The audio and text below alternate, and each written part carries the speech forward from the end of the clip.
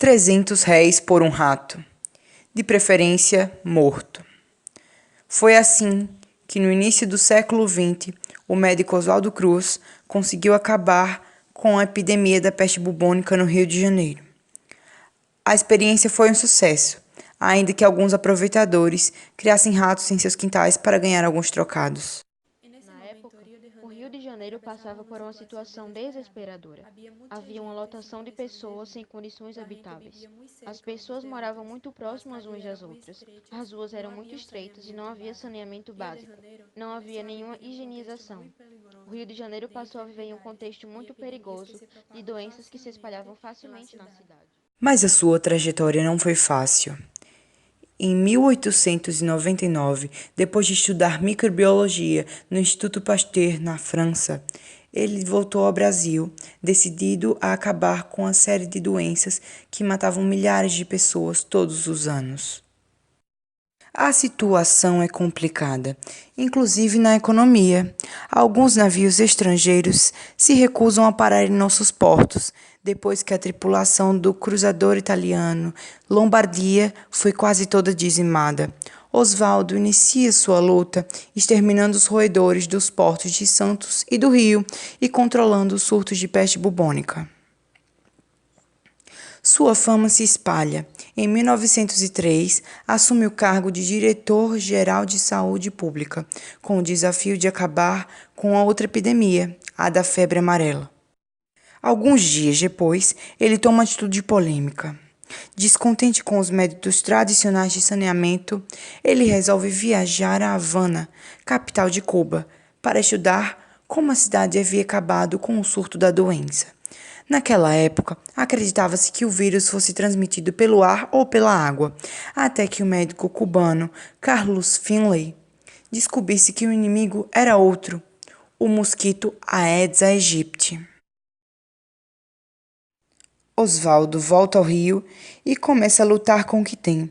Organiza uma brigada de carroças pulverizadoras para limpar os focos de pernilongos e isola os doentes em cubículos.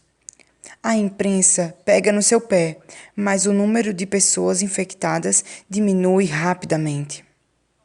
Faltava ainda um desafio maior: vencer a varíola. E o único remédio era a vacina, ainda uma novidade para os brasileiros, mas já fabricada na França há algumas décadas, a partir do vírus da varíola da vaca. A repercussão é negativa.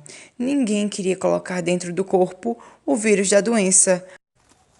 Sim, invadiram nossas casas, pegaram nossas crianças e queriam que a gente levantasse a camisa para colocar aquela coisa que a gente nem sabia o que era.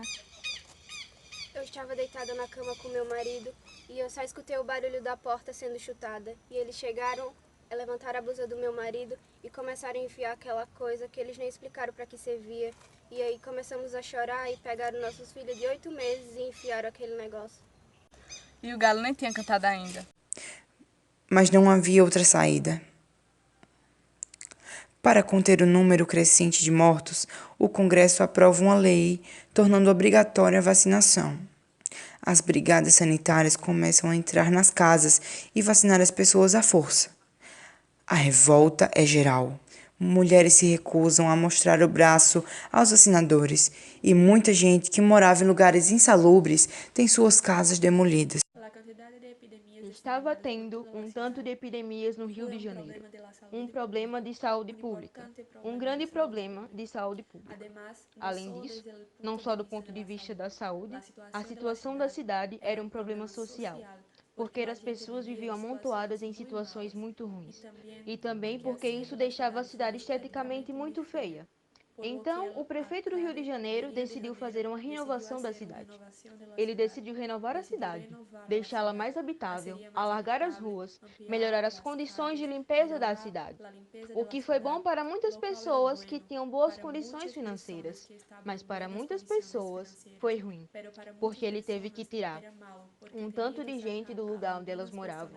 porque naquela época o centro era habitado pelas pessoas mais pobres. Então, as pessoas que estavam lá no centro tiveram simplesmente todas as suas casas derrubadas e acabaram por não ter onde morar. Isso fez com que muita gente pobre que morava no centro fossem para moradias precárias, nas quais as pessoas viviam amontoadas e viviam em condições até mesmo perigosas. Elas viviam nos morros amontoadas. Assim surgiram as primeiras favelas no Brasil. Agora que nós ficamos sem casa, nos tiraram de lá, a gente construiu esse barraco aqui no morro. Tudo para deixar a cidade ajeitadinha para aquela galera que vem